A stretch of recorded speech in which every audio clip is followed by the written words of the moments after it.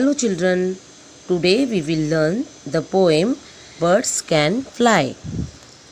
Birds can fly, birds can fly up in the sky, and I can fly too. Frogs can jump very very high, and I can jump too. Ducks can swim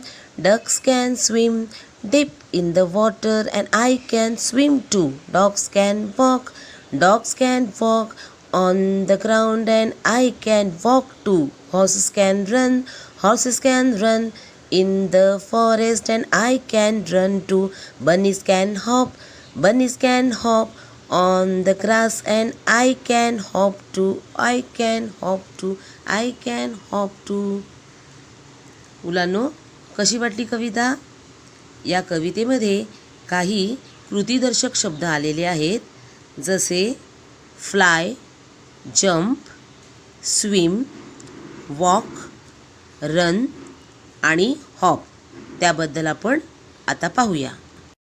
मुलांनो, आता या पानावर पहा, कवितेत आलेले काही action words येथे दिलेले आहेत. Fly, jump, swim, walk, run, hop.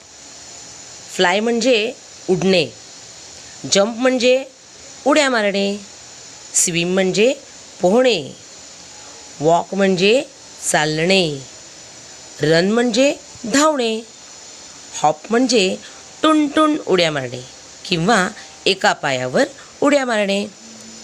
आता हे जे ॲक्शन वर्ड्स आहेत ते वापरून आपण छोटी छोटी वाक्य बनवू शकतो. ऐका हां. I can fly, I can jump, I can swim, I can walk, I can run, I can hop. तुम्ही सुद्धा अशी वाक्य बनवा.